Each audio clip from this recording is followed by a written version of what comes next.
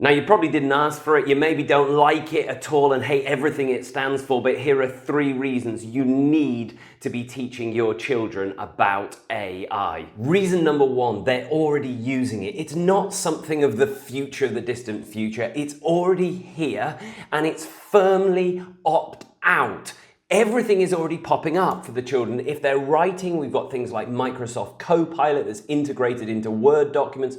Google's got its own version. It's going to be popping up, suggesting things.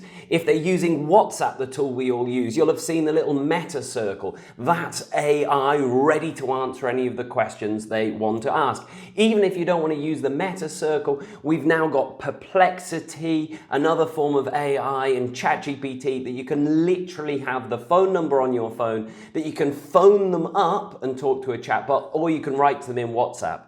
It is completely integrated. All the apps they're using as children have all got AI versions. They are not escaping from it. Then further up in education, we've got ChatGPT just recently who's given the Plus, the paid version, free to all American students. They're going to be accepting it. It's saving €20 a month. Gemini's come back and said, well, we're going to do the same. Gemini's from Google, so that's free for a year for all students. Don't be crazy and think they're not going to take it. Of course they will. And Perplexity again has jumped in on this, giving it free. The children are using AI already. Reason number 2, you need to prepare them for the future that they're going to face.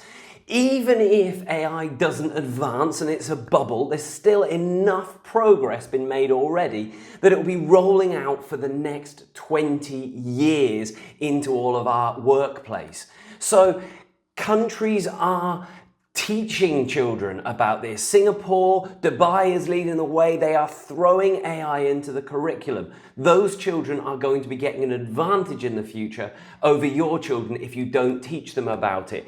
Estonia's gone one step further. They've teamed up with ChatGPT, and every school in Estonia has children with free ChatGPT education accounts.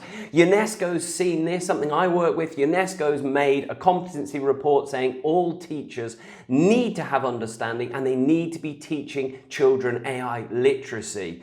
Further than that, China's gone all the way through. They want to look after their future here. You can see they are making all teachers, insisting upon it, right down to the youngest years, saying every child has to be prepared for an AI future. And then just recently, of course, America isn't going to be left behind. It can't afford to do that. So Donald Trump, like him or not, has just signed an executive order insisting that AI is taught across all K-12. If you're not teaching your children about how to use it and use it safely, you are not preparing them for the future work they're going to be doing.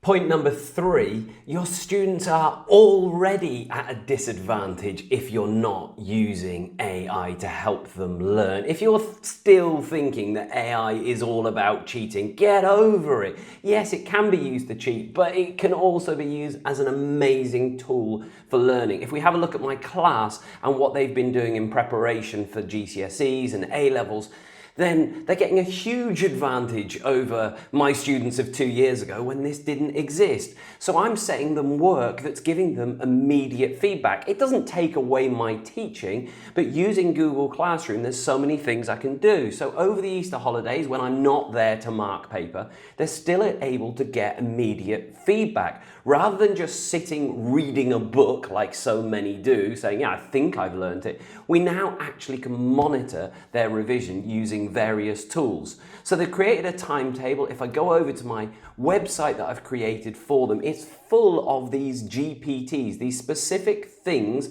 that can teach, not just cheat, but teach things. So the first thing all my students had to do, they had to go to the knowledge testers, components of the business studies exam. They need to just know things, low-level skill, but they need it. So in this table, they got it in and they said 40 knowledge questions. They're not past paper questions, but knowledge questions that they need to know, like define questions or 2 advantages or 3 advantages. And it's trained, I trained it very simply without technical to know all the content of the syllabus and what they need to do. They answer these 40 questions. You can see them answering there, all totally for free, and then it will mark them. And it will mark them accurately. It knows knowledge. It can understand if you've set up the GPT right, and it gives them a score. At the end of this, we can see this person got 33 out of 40. They can then go on to Unit 2, or they can do it all together. They can take different ones. Once they've got their scores, they're saying, well, I got 33, I've got to do more revision to get up to near 40, or they can say out of 60 questions, or only 10, they were doing it every day. But if they have a gap in that, they can then come to the next section on here, which is a tutor. A tutor, not designed here to tell them the answer, but designed to teach them. So this student said, well, hang on a minute, I didn't understand the questions that I need to know on division of labour, the advantages and disadvantages, and it's going to go through and explain that, and they'll chat back and forth. They also need to know skills for the exam paper. Now, again, ChatGPT isn't perfect at knowing what the exam is unless you program it in, but it can set, if the teacher uses a bit of creativity, set skill challenges. So I've set ones that teaches them how to use application as something that they need, and it's going to create questions that they have to try and mark to build on the skill of analysis, not telling the answer, teach them how to use analysis. This one's one of my favorite ones, one of their favorite ones for all of those who says, yes, but AI kills critical thinking. No, it doesn't. If we look down here, I've got a business bickerer. Now that is designed, I've designed it simply to know everything that they need to know, pitching it at their level for IGCSE, but it's designed to argue with them. And they've got to beat it in an argument. So here would be an example. They uploaded a file, you can't see there, but they share it with me. I check all of this stuff afterwards. They upload the paper question, and it says, okay, we're going to have a debate about 1D.